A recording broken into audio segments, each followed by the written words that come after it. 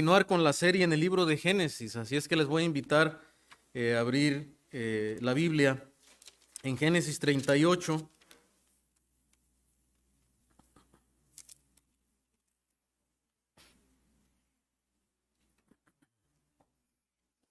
Y algo interesante, hermanos, importante en lo que, llamamos la predicación expositiva o seriada, de manera secuencial, no solamente que llevamos una secuencia, sino que cada pasaje de la Escritura tiene una relación uno con otro, es una sola historia la Escritura.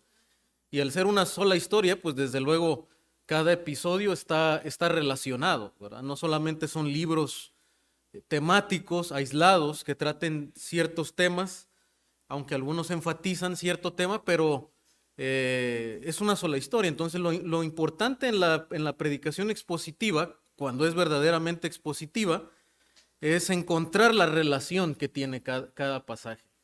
Y, y el capítulo 38 que vamos a ver esta mañana es uno de los pasajes que a veces cuesta ver qué función tiene en el resto de la historia bíblica.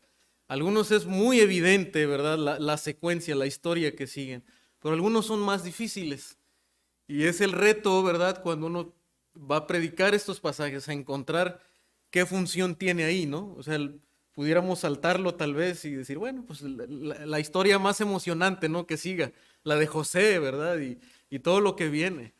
Pero vamos a ver qué función tiene el pasaje y sobre todo porque hay una contribución importante al Evangelio y a la historia de la salvación, que queremos principalmente exponernos, ¿no? a esa verdad del Evangelio. Entonces vamos a considerar en esta mañana el capítulo 38.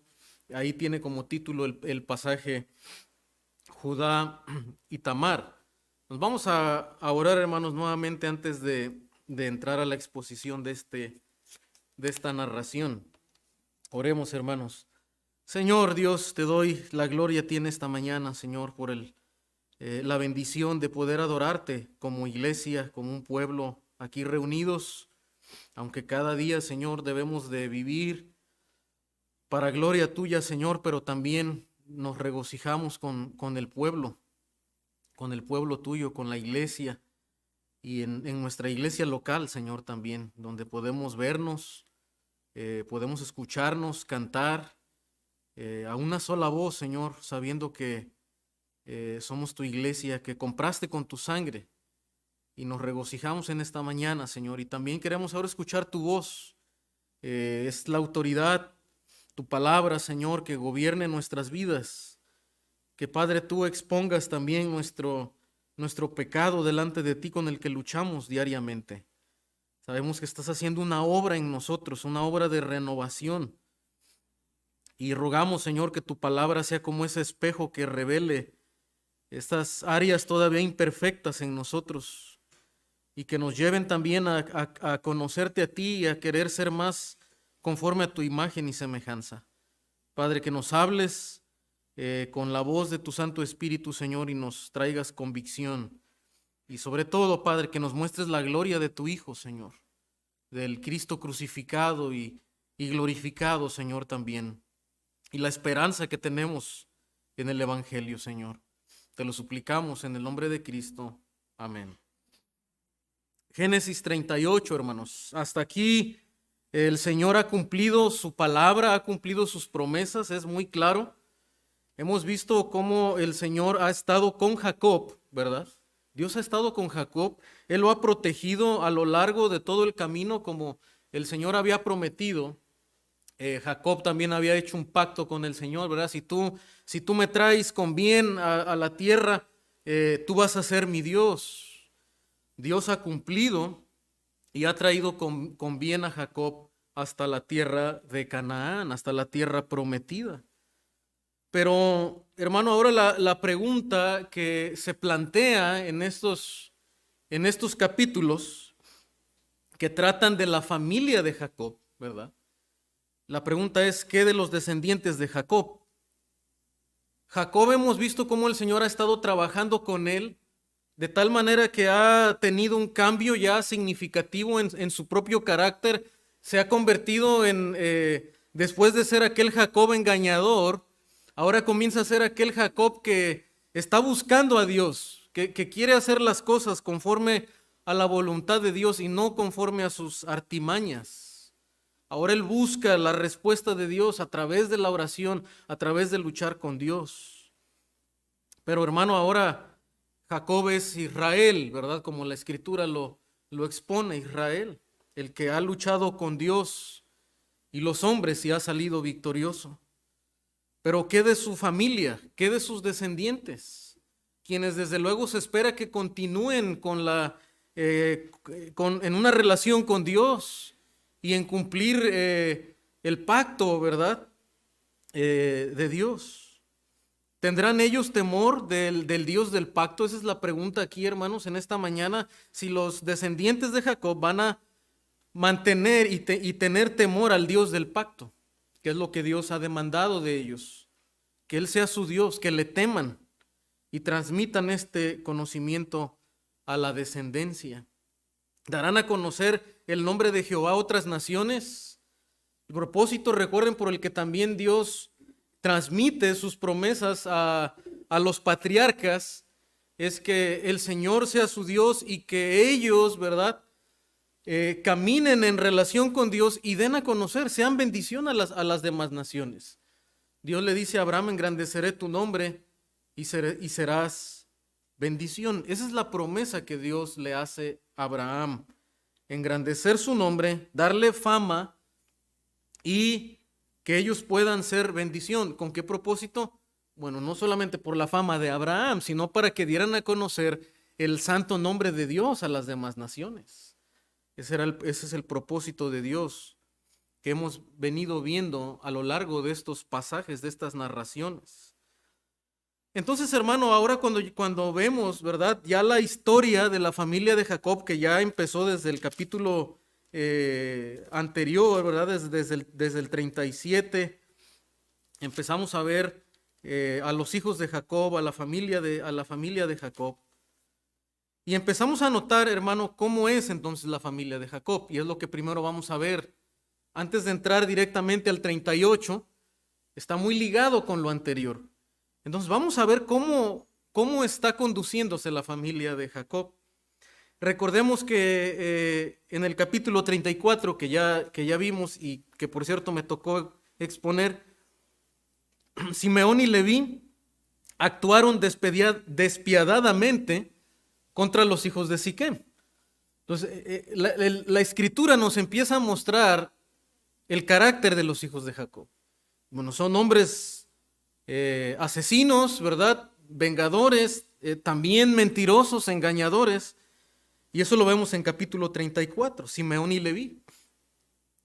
Pero luego, hermano, más adelante la Escritura también nos habla de los hijos de Bila y de Silpa en el capítulo anterior, cuando se empieza a introducir la historia también de José. Los hijos que tuvo de Bila y de Silpa, sus siervas, tampoco tenían una buena fama. De hecho, se acuerda que José le avisaba a su padre de la mala fama de sus hermanos, ¿verdad? Y ellos fueron los que conspiraron precisamente para matar a José. Entonces vemos que estos hijos de Jacob respiran, ¿verdad?, muerte. Rubén, de hecho, solo impide que sus hermanos asesinen con sus propias manos a su hermano José. Pero ¿qué propone? ¿Se acuerdan? Dice, bueno, vamos a arrojarle a una cisterna. Y pues dice, no nos ensuciemos, ¿verdad?, nosotros las manos, aparentemente, ¿verdad? Dice, y arrojémosle a una cisterna. Pero de igual manera, ¿verdad?, persiste una intención, un acuerdo para hacer mal contra su hermano José. Pero luego, hermanos, vemos también a Judá. Judá es quien propone vender a su hermano a los ismaelitas. Bueno, Judá dice, bueno, pues no no participemos nosotros del mal que le acontezca a nuestro hermano, pues mejor vamos a venderle a los ismaelitas. A los ojos de ellos parecía algo pues un poco menos malo, ¿no? Pero al final de cuentas, hermano, delante de Dios esto contaría como un pecado contra su hermano José. Tenían la intención de hacerle un mal a su propio hermano, y de todas formas delante de Dios nosotros sabemos que las intenciones y cualquier intento de hacer daño a su hermano mostraba una falta de amor contra su hermano José y una ira, ¿verdad? Un odio que habían ya guardado en su corazón contra su propio hermano. Luego, hermanos, todos los hijos de Jacob engañan a su propio padre acerca de la supuesta muerte de José, ¿verdad? Lo que se ha visto en el capítulo 37. Y ahora es interesante, hermano, porque se acuerdan que capítulos anteriores vemos que la escritura enfatiza la manera en la que por la gracia de Dios y por la bondad de Dios el Señor escoge a Jacob y no a Esaú.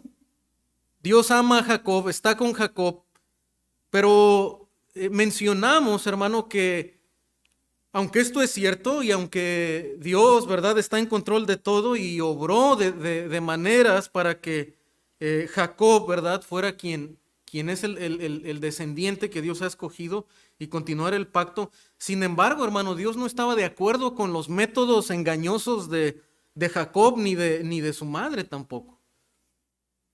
Cuando empezaron a usar, ¿verdad?, artimañas para engañar a su hermano Esaú primero y que le vendiera su primogenitura y después, ¿verdad?, engañar a su padre adelantándose para obtener la bendición, en verdad estos métodos no agradaron a Dios.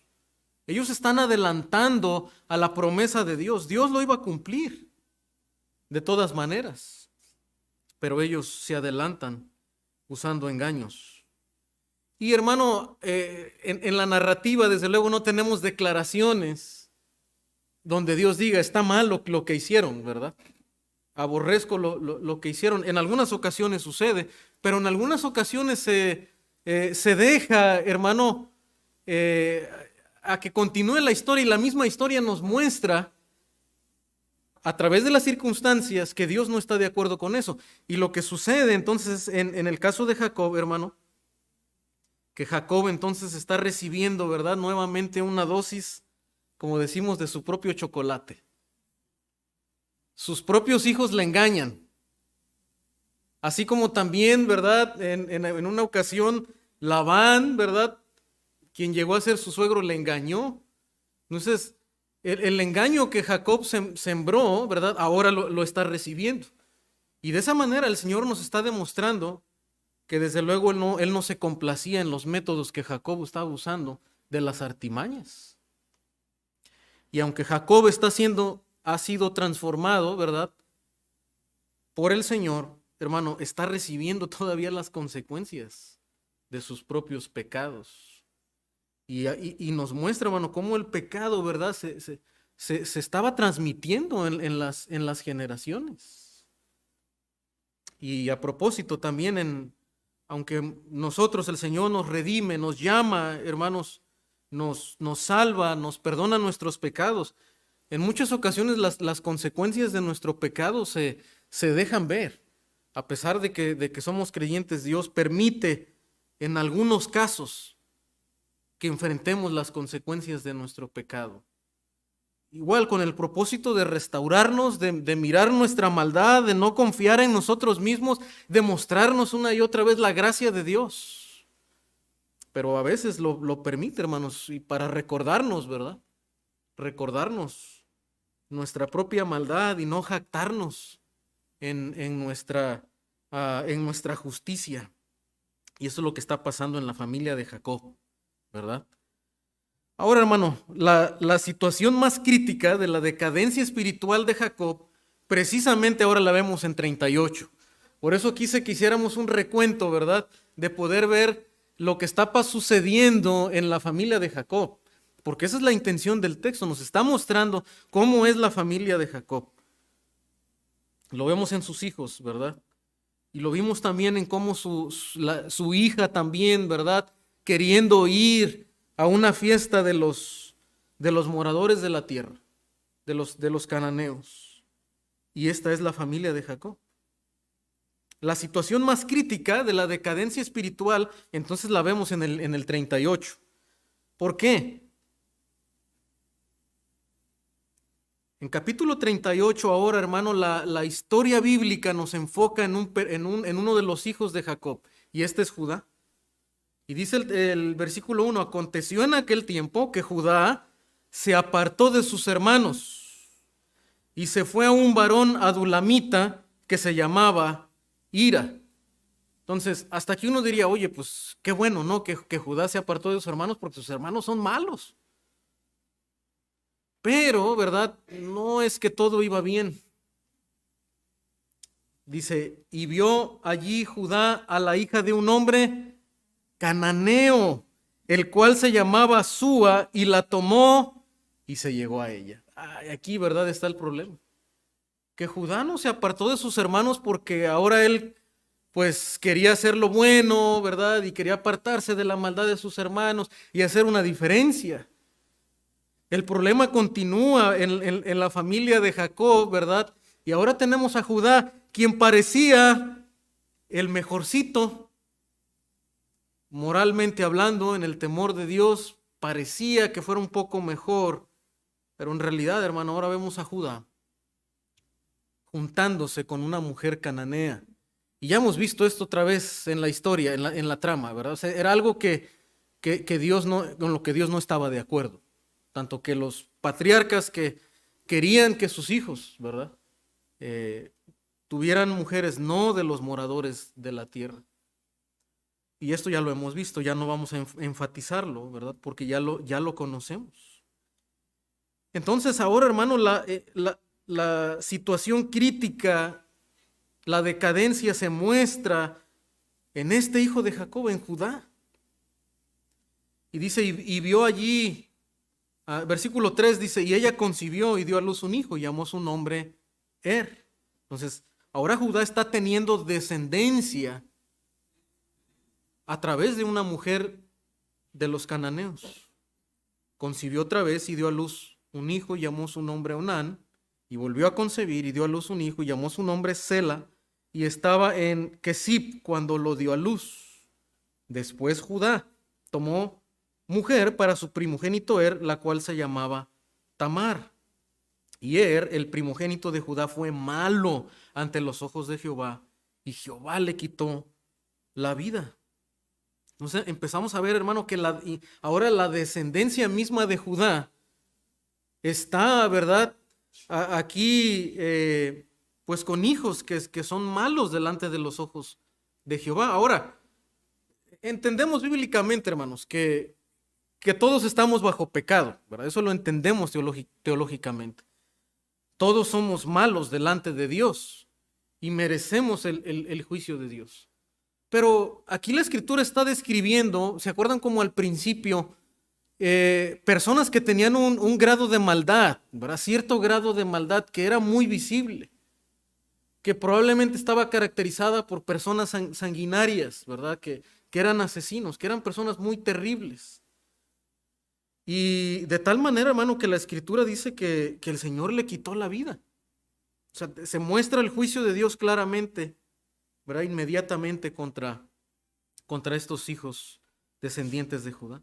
Entonces Judá dijo a Onán, llégate a la mujer de tu hermano y despósate con ella y levanta descendencia a tu hermano. Ahora lo que está proponiendo, ¿verdad? Aquí Judá, más tarde en la Escritura, y lo vamos a ver ahorita en Deuteronomio 25, llegó a ser algo legal que Dios estableció para continuar con la familia, ¿verdad? Con la prole, el nombre de la familia, se podía, ¿verdad?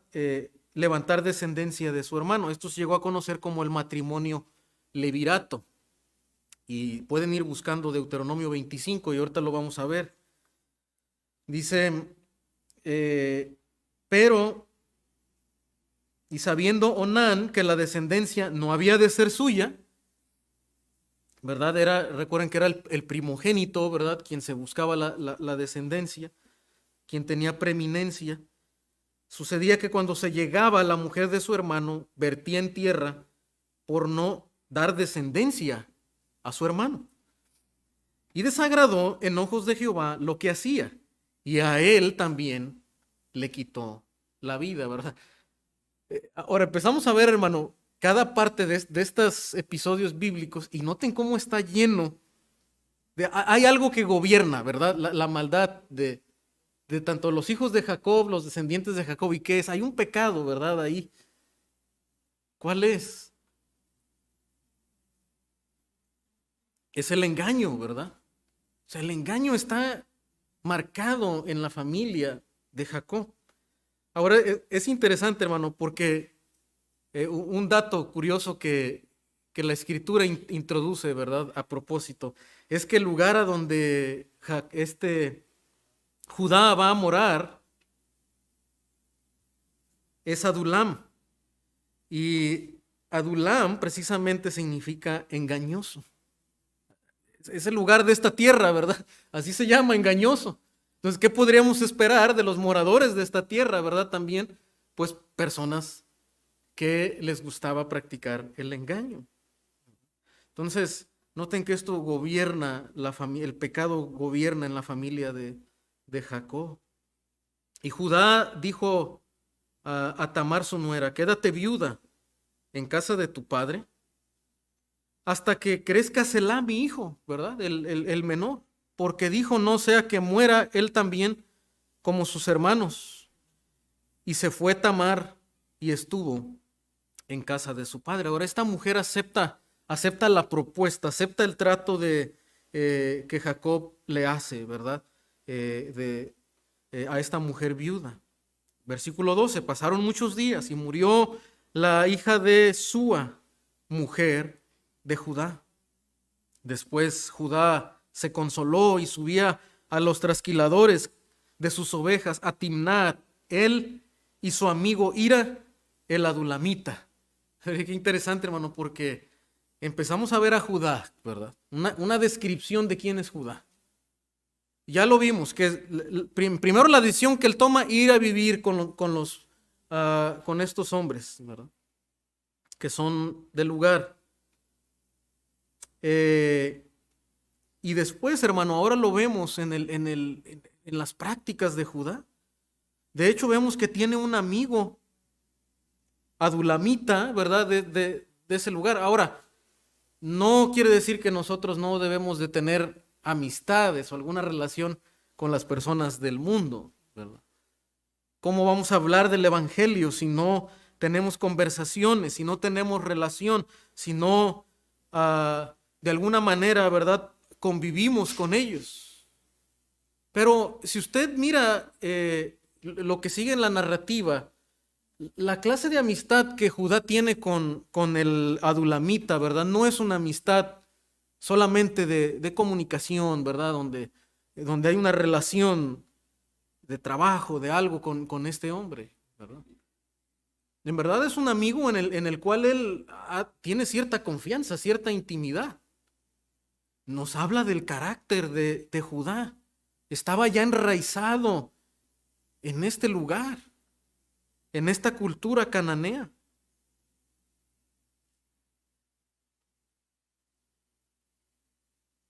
Entonces, vamos a ver Deuteronomio 25, hermanos, para que veamos que más adelante esto del matrimonio levirato fue de cierta manera legal. Deuteronomio 25.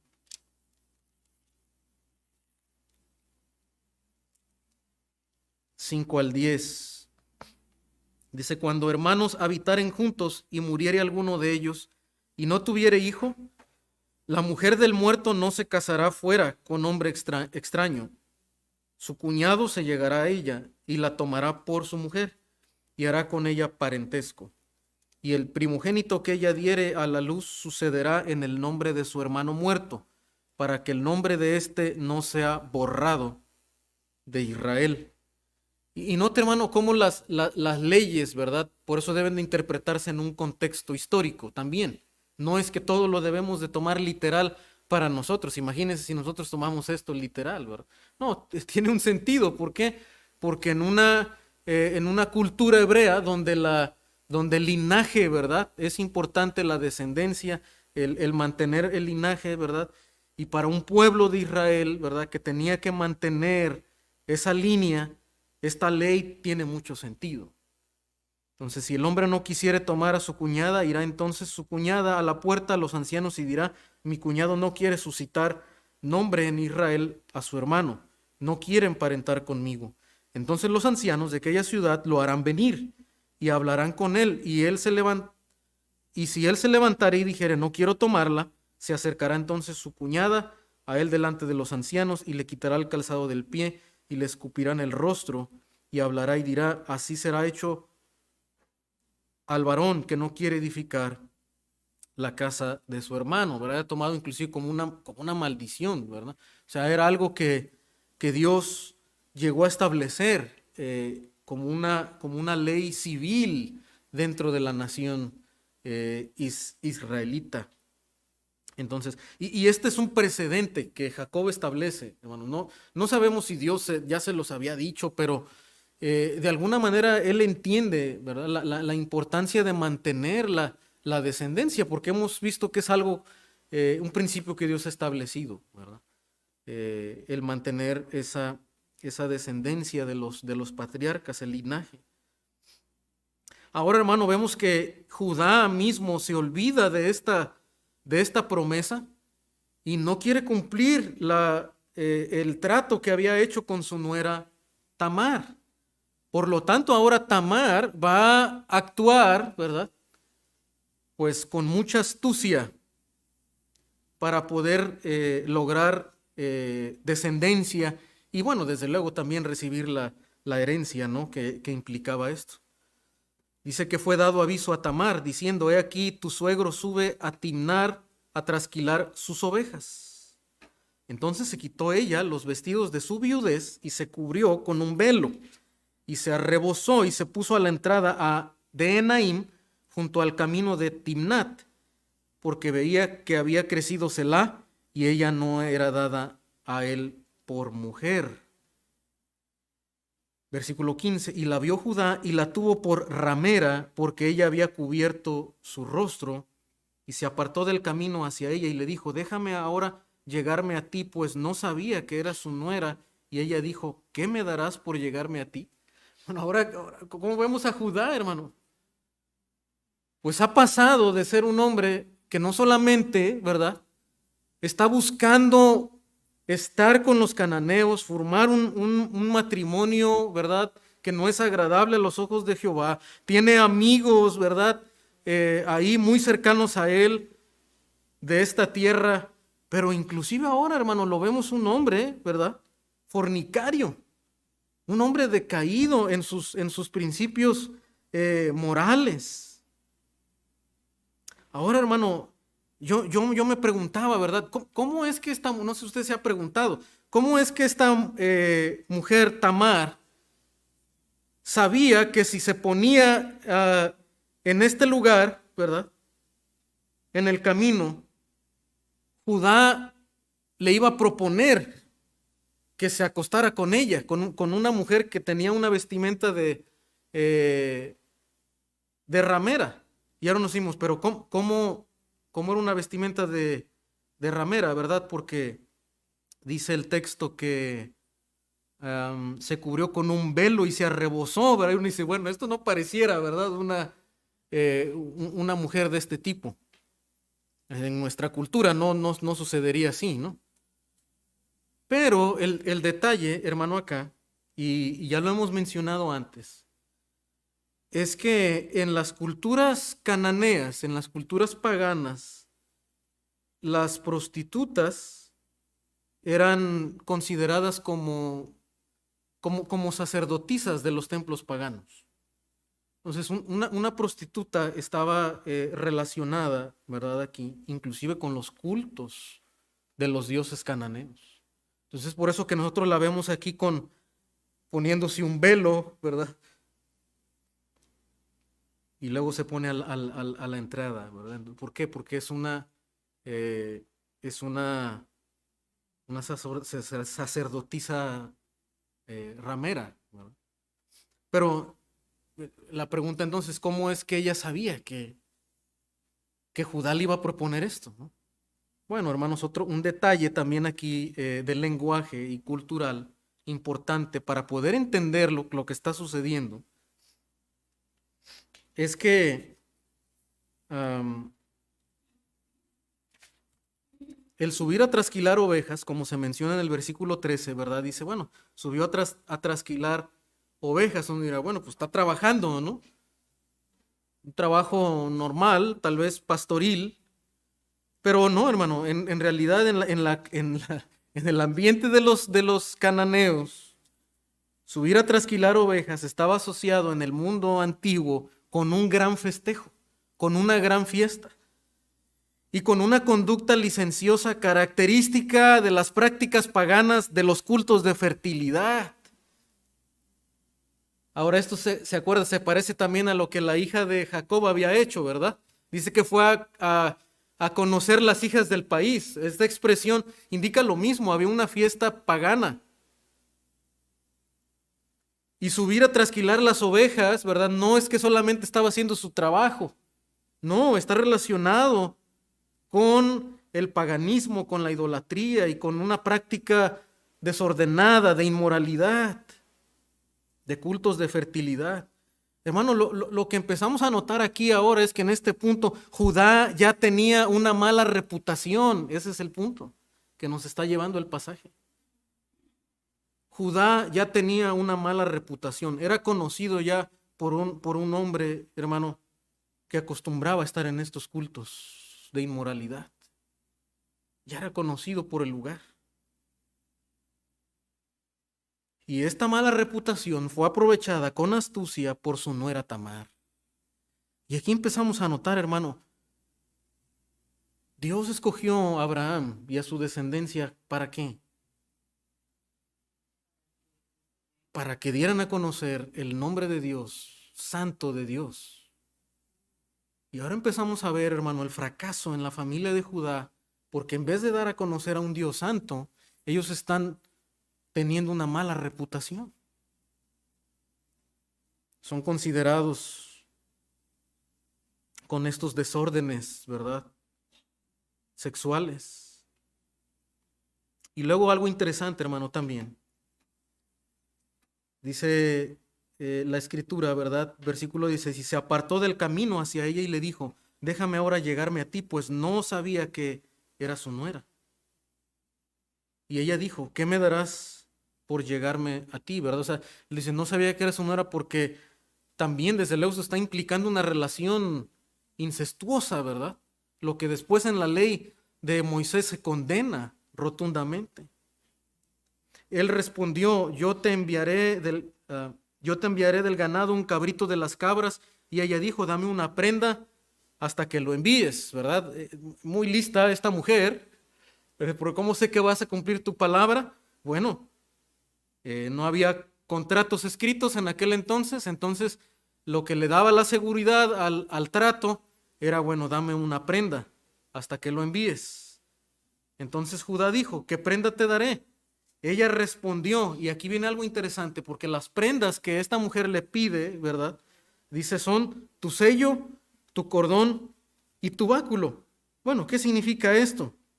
¿Qué implica, hermano, que Judá tenía un sello, un cordón y un báculo? Que Judá, hermano, se había llegado a convertir ya en un hombre importante en ese lugar. O sea, era un hombre que tenía una cierta posición en la sociedad de ese momento. O sea, era un hombre ya adinerado, era un hombre ya importante, bien acomodado en ese lugar. Porque solamente las personas que traían un sello colgado, ¿verdad? Con ese cordón, y este báculo lo usaban para sellar contratos. Lo usaban para poder hacer tratos importantes. Pero esta mujer ni siquiera le pide, ¿verdad?, que pueda él sellar el trato, sino las mismas prendas, ¿verdad?, con las que él suele hacer esos tratos, sellar los tratos. Luego se levantó y se fue, y se quitó el velo de sobre sí, y se vistió las ropas de su viudez. Y Judá envió el cabrito de las cabras por medio de su amigo el adulamita, para que éste recibiese la prenda de la mujer, pero no la halló. Ahí es donde les digo, ¿verdad?, que este amigo no era cualquier amigo, o sea, es a través de él quien manda, ¿verdad?, y hace algo tan que requería mucha discreción. Porque imagínense ver a una persona andar investigando, ¿verdad?, dónde está esta mujer prostituta, o que se había vestido por lo menos, ¿verdad?, así. Y manda a su amigo para que a través de él, ¿verdad?, investigase dónde estuviera ella, para que éste recibiese la prenda de la mujer, pero no la halló. Y preguntó a los hombres de aquel lugar diciendo: ¿dónde está la ramera de Enaim junto al camino? Y ellos le dijeron: no ha estado aquí ramera alguna. De hecho, es algo interesante que no se nota mucho en la traducción, es que precisamente el amigo de Judá,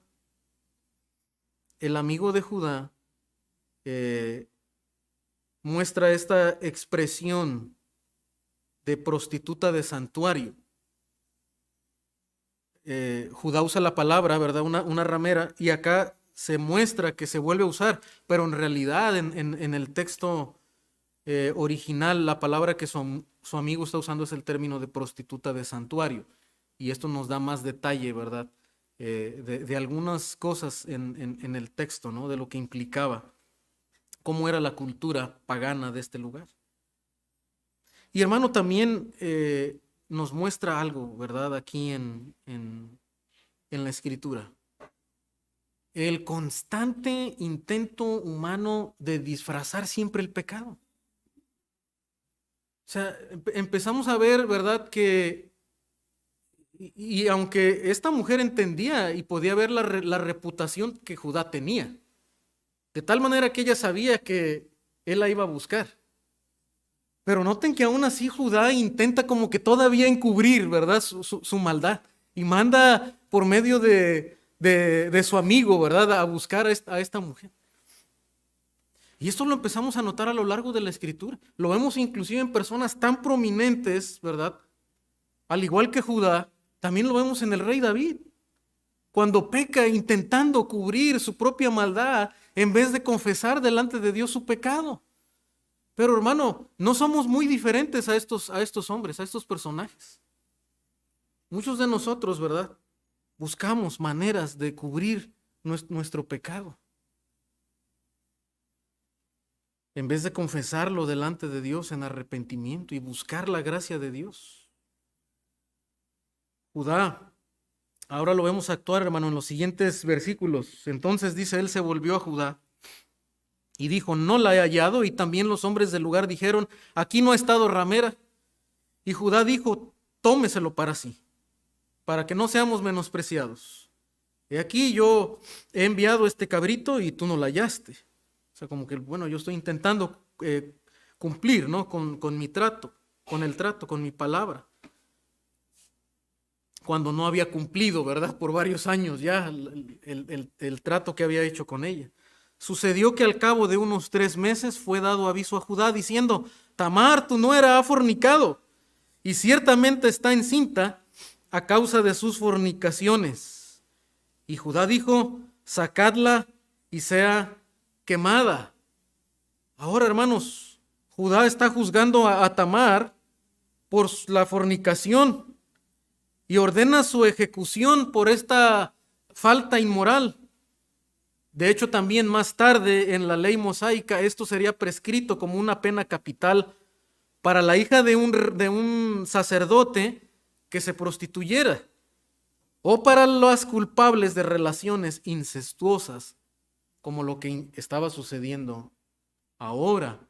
Pero interesante, hermano, porque nosotros diríamos, bueno, la acusación que está haciendo Judá, en base a la ley mosaica, diríamos, es correcta, ¿no? Es correcta. Había fornicado, había practicado ahora inclusive, ¿verdad? Pues Judá sin darse cuenta, una relación de incesto. Pero hermano, lo que Judá no se estaba dando cuenta, como lo que pasa muchas veces en la condición humana, ¿verdad? Es que Judá está juzgando sin considerarse él mismo su condición pecaminosa. Y eso es lo más terrible, hermano, que puede pasar en la vida de una persona. Poder ver tan grande la falta, ¿verdad?, de esta mujer, cuando él no se está considerando a él mismo su condición moral. Como decimos, ¿verdad? Nosotros apuntamos con un dedo, ¿verdad?, cuando 5 nos están apuntando a nosotros. Y es lo que nos está mostrando la Escritura, hermano, en el carácter de Judá. Pero ahora, ¿qué sucede?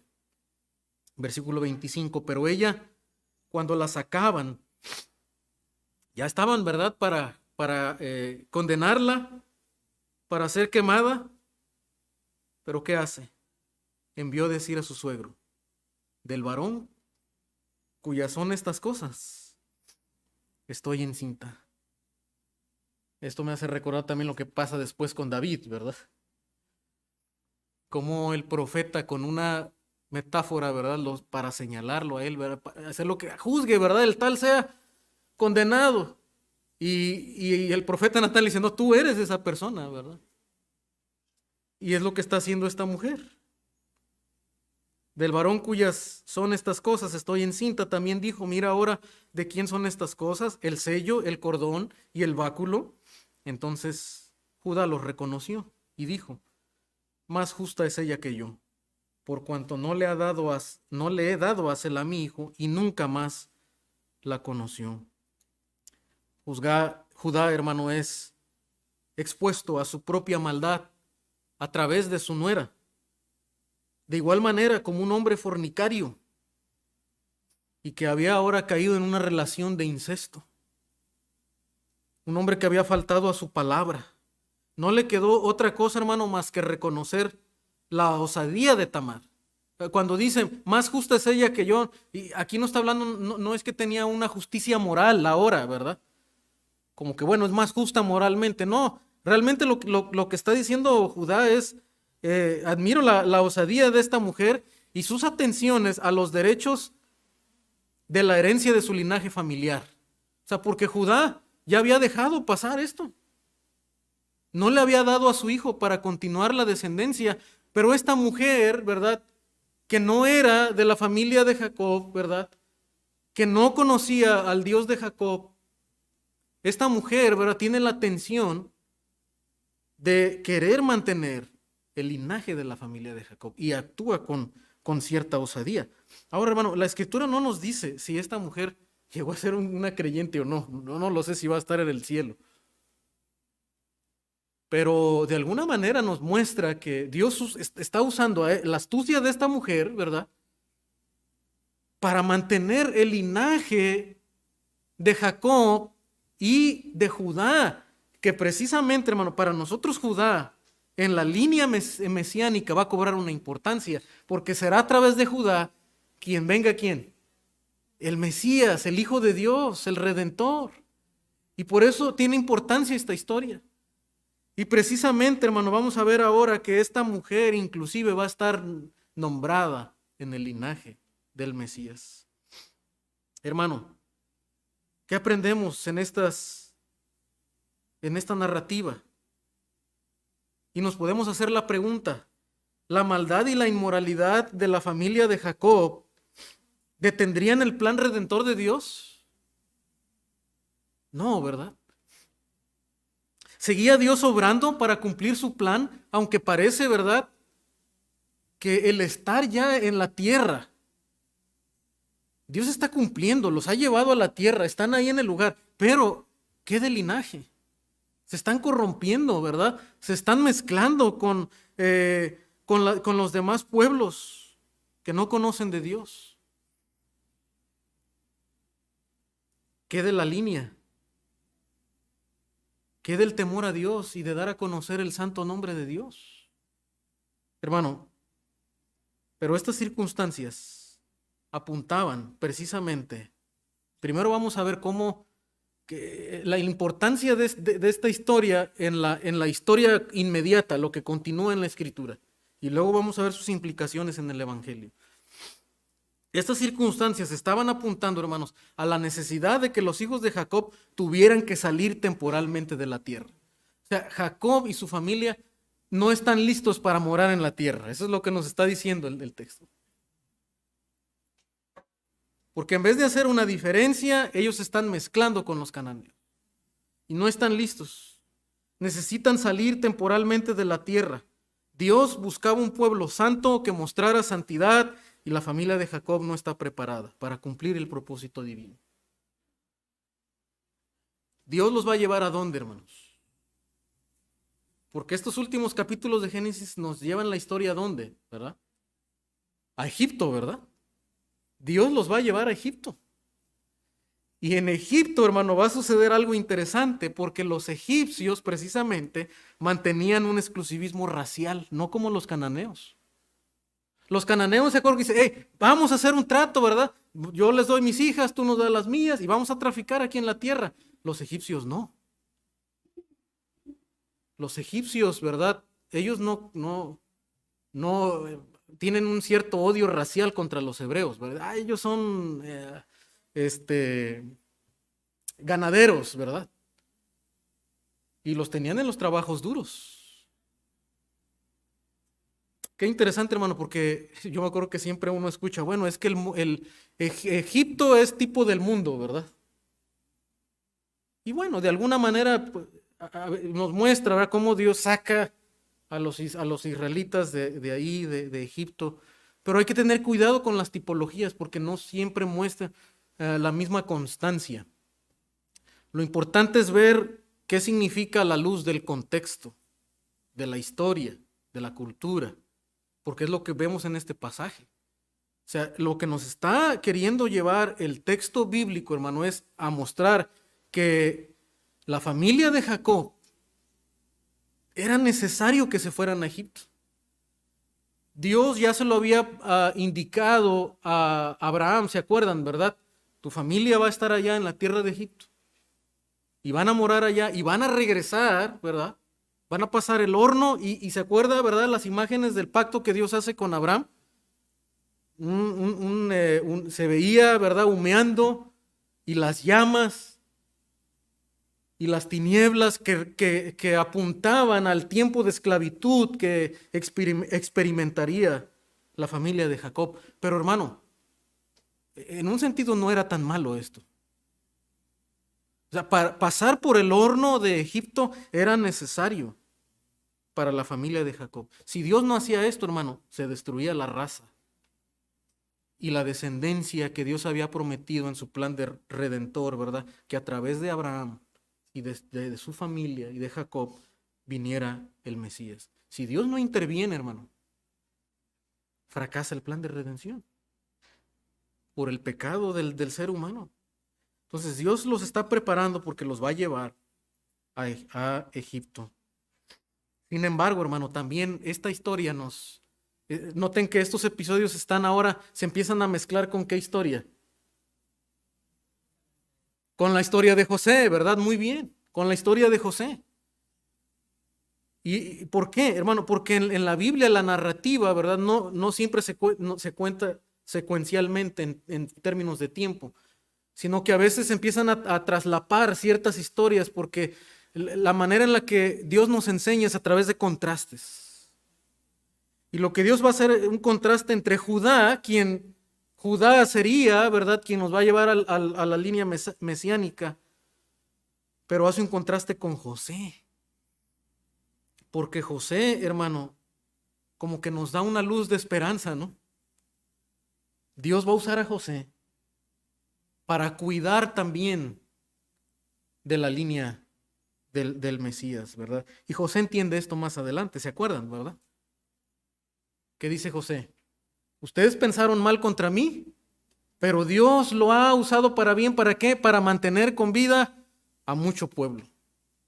Entonces, hermano, las aflicciones de José y posteriormente también las aflicciones de Israel, hermano, tenían un propósito en el plan redentor. Y esto nos da esperanza a cada uno de nosotros, hermano, porque a veces nos parece que el sufrimiento, las dificultades de la vida, pareciera que Dios no está con nosotros. Y no nos parece, ¿verdad?, adecuado, ¿verdad?, que un creyente, ¿cómo es que un hijo de Dios puede estar experimentando aflicción? No, hermano, Dios tiene propósitos en medio del sufrimiento. Dios nos está purificando, nos está transformando. Él va a hacer algo a través de nosotros por su gracia, aún usando a veces nuestros padecimientos y nuestras tristezas, nuestras aflicciones. Porque Dios nos demuestra que lo hizo con José y lo va a hacer también con Israel. Una familia que iba en picada moral, Dios la tiene que llevar a Egipto para mantener a esta familia. Hermano, aunque la familia de Jacob no era capaz de mostrar la gloria de Dios, Dios posteriormente mostraría su gran poder y su mano poderosa al liberar al pueblo de la esclavitud de los egipcios. Hermano, Dios se va a glorificar. Y si el ser humano fracasa, ¿verdad?, en darle la gloria a Dios, Dios va a preservar su gloria. Dios lo ha garantizado. Y hay, ¿verdad? Dios va a obrar inclusive con nosotros o sin nosotros y a pesar de nosotros. Y Dios se iba a glorificar, hermano, a pesar de la rebeldía de esta familia. Y lo iba a hacer, ¿verdad? Y después inclusive todas las naciones escucharían de la fama y del nombre de Dios, tanto que tenían miedo del Dios de Israel. Cuando Israel iba a regresar a Canaán, ¿verdad?, los pueblos de alrededor tenían miedo ahora del Dios de Israel. Hermano, porque lo que más Dios ama es su propia gloria. Y lo que Dios va a preservar es su gloria, su nombre. Y ese debe ser el anhelo de cada uno de nosotros, buscar la gloria y el nombre de Dios.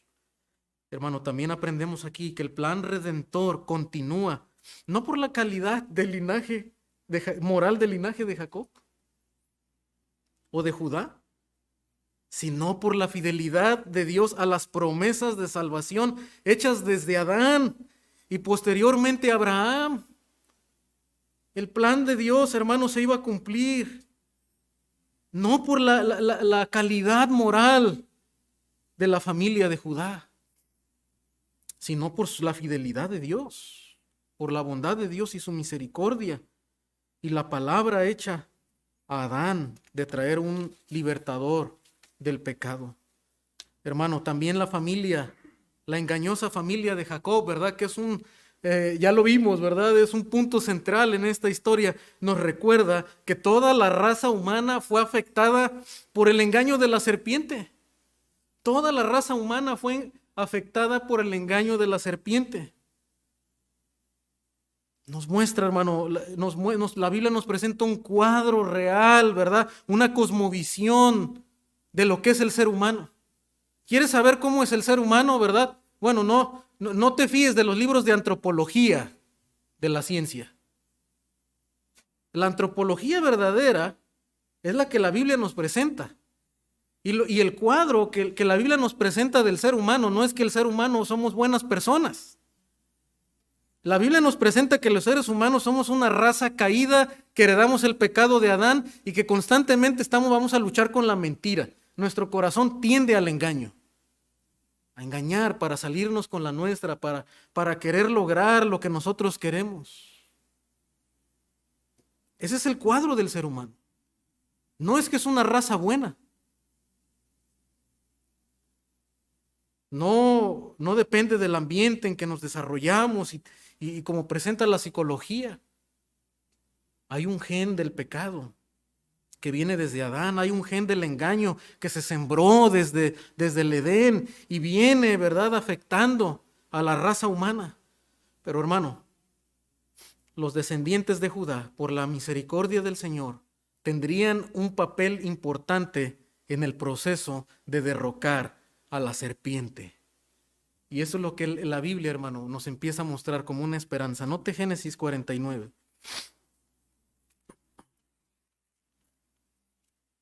Génesis 49, 8 al 12. La historia bíblica nos va a recordar que Dios obra, hermano, no por nosotros, sino a pesar de nosotros. A pesar de nosotros. Génesis 49, 8 al 12 dice: Judá, te alabarán tus hermanos, tu mano en la cerviz de tus enemigos. Es la profecía de Jacob. Los hijos de tu padre se inclinarán a ti. Cachorro de león, Judá, de la presa subiste, hijo mío. Se encorvó, se echó como león, así como león viejo. ¿Quién lo despertará? No será quitado el cetro de Judá. Mire ese báculo, ¿verdad?, que traía Judá, ese sello que fue quitado, ¿verdad?, por su nuera Tamar, a través de ese trato. Y por causa, hermano, del pecado, ¿verdad?, de Judá. Pero ahora, hermano, Dios le da una promesa a Judá. A través de un descendiente de Judá dice: no será quitado el cetro de Judá. Es que de su familia vendría, hermanos, un rey eterno, que no perdería, ¿verdad?, esa calidad de rey. Dice: hasta que venga Silo, y a él se congregarán los pueblos. Hay uno, hermano, que va a rescatar, ¿verdad?, los pueblos. Atando a la vid su pollino, y a la cepa el hijo de su asna. Lavó en el vino su vestido, y en la sangre de uva su manto, sus ojos rojos del vino, y sus dientes blancos de leche. Hermano, nosotros sabemos que esto está apuntando a Jesucristo, y se cumplió en la persona de nuestro Señor. Y como detalles, hermano, tan pequeños de esta profecía, ¿verdad?, de atando la vid su pollino, después se cumple en el Mesías, ¿verdad?, entrando en Jerusalén, cabalgando este pollino. Hermano, esto no es normal. Esto nos habla de lo impresionante que es la palabra de Dios. Y después de varios siglos, ¿verdad?, miles de años, su palabra se cumplió en nuestro Señor Jesucristo. Hermano, aunque la familia de Judá no era, ¿verdad?, la mejor familia, Dios le dio una esperanza. Así como Adán, ¿verdad?, ya le había dicho que vendría uno que aplastaría a la serpiente. Dios reitera, hermano, su promesa a Judá, mostrándole que este hijo, ¿verdad?, que aplastaría sería un rey. Sería un rey. El primero de los mellizos nacidos de la prostitución e incesto de Tamar, de hecho, hermano, quedó incorporado a la línea mesiánica, que pasó después por Booz, Ruth, hasta el rey David. Y así lo tenemos en Mateo 1:3, hermano. Ya casi estoy terminando aquí. Vamos a Mateo 1:3. Mateo 1:3.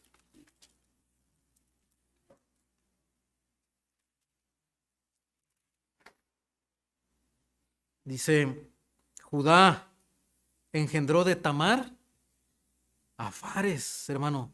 Tamar está en la línea del Mesías. Y a Sara, Fares a Esrom, y Esrom a Aram. Hermano, ¿qué nos muestra esto? ¿Por qué? ¿Por qué la escritura incluir, número uno, mujeres, ¿verdad?, que no era común en la cultura? Y número dos, a una mujer, hermano, que llegó a tener una relación incestuosa con su propio suegro. Pero no es el único caso. De hecho, hermano, la genealogía de Jesucristo nos conecta con las promesas redentoras y en relación a su reino hechas a Abraham y a David, como mencionamos. Pero nos muestra otra cosa, hermano, también. Que Jesucristo venía a salvar no a una raza en especial.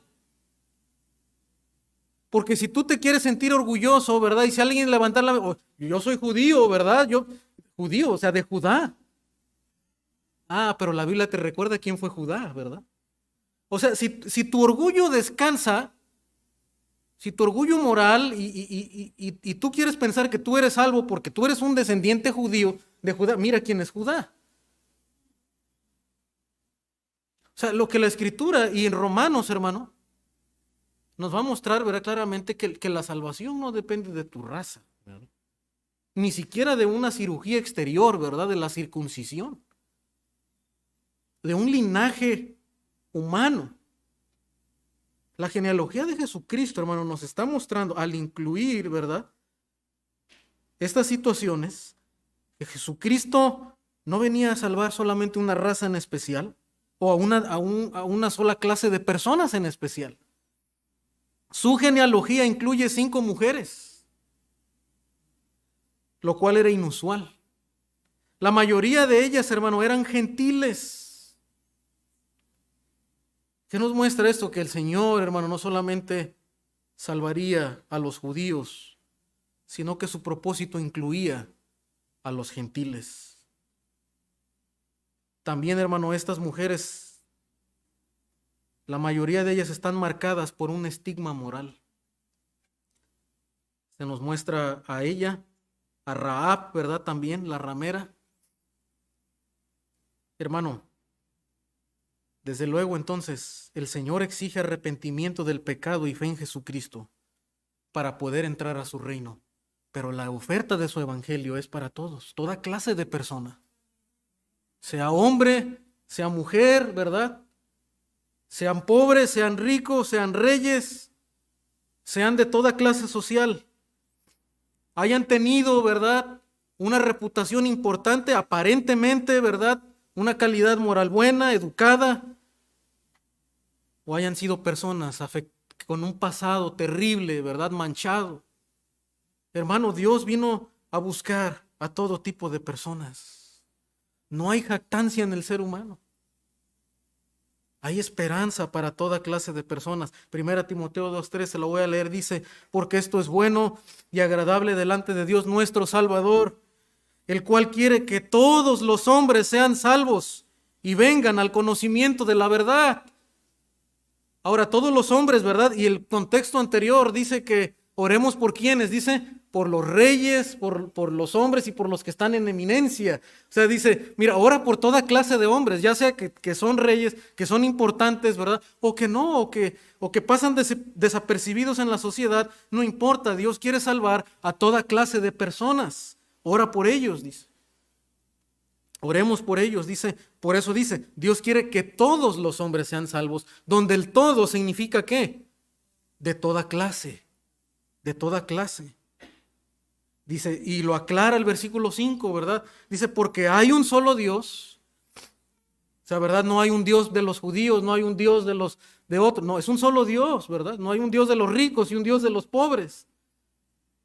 Hay un solo Dios que quiere salvar, dice, y un solo mediador entre Dios y los hombres, Jesucristo hombre. Ahora lo enfatiza, Jesucristo hombre. O sea, Jesucristo tenía que ser hombre. Era necesario que fuera hombre. Y en su linaje humano, ¿verdad? Noten cómo inclusive aparecen personas, hermanos, que nos muestra claramente que eran pecadores. Y de toda clase, de toda raza y de toda clase social, inclusive con problemas morales muy severos. Hermano, Jesucristo era necesario que fuera hombre, que tomara la forma de hombre para cargar, identificarse con nuestro pecado, vivir una vida justa, ¿verdad? Y poder ofrecernos su propia justicia y ser ese mediador calificado, ¿verdad? Único entre Dios y los hombres. No hay nadie más que Jesucristo, nacido de mujer, verdaderamente hombre, pero verdaderamente Dios para poder salvar. Y este pasaje, hermano, de Génesis 38, hermano, es crucial y nos lleva a esta gloria del Evangelio en Jesucristo. Jesucristo, hombre, Jesucristo verdaderamente Dios, dice, el cual se dio a sí mismo en rescate por todos, de lo cual se dio testimonio a su debido tiempo. Así es que si tú estás escuchando este mensaje en esta mañana y tú no sabes cómo ser salvo, cómo entrar al cielo, cómo es que Dios puede perdonar tus pecados, cómo poder tener una relación con un Dios santo. Tu pasado, tu vida está marcada por el pecado, pecados tal vez severos, evidentes, y tal vez tú piensas que Dios no puede perdonarte. Tal vez piensas que Dios no puede perdonar esa clase de pecado. Pero hermano, el único pecado imperdonable es rechazar a Jesucristo y la obra del Espíritu. Así es que si tú escuchas este mensaje en esta mañana y estás contritado y vienes humillado delante de Dios, Dios perdona tu pecado. Dios no juzga tu pasado. Cristo ya lo llevó. Y Él está ofreciéndote salvación y perdón. Y es necesario creer y arrepentirnos de ese pecado. Esa es la gloria, hermano, esa es la buena noticia del Evangelio. Es para ti, para toda clase de persona. Y finalmente, hermanos, Jesucristo, el verdadero hijo de Judá e hijo de David, no vino con corona, con cetro de oro, con ropas reales como Judá, ¿verdad? Un hombre que es distinguido.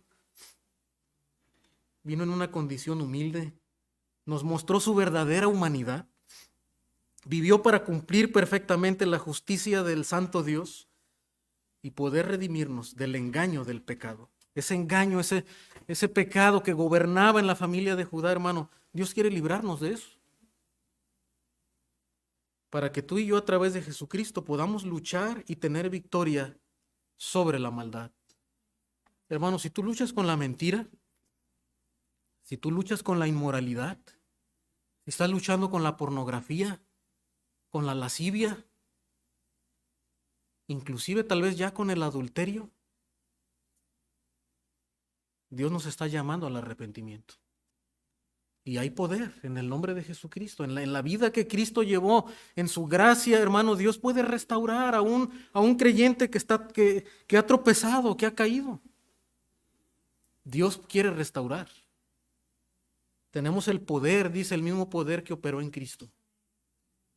Pero desde luego, igual, necesitas humillarte delante de Dios, necesitas la palabra, necesitas la instrucción bíblica. Necesitas ser radical y querer dejar tu pecado que estás abrazando. Pero gracias a Dios por su gracia, hermano, porque aún nuestro pecado no trunca la esperanza de salvación. Vamos.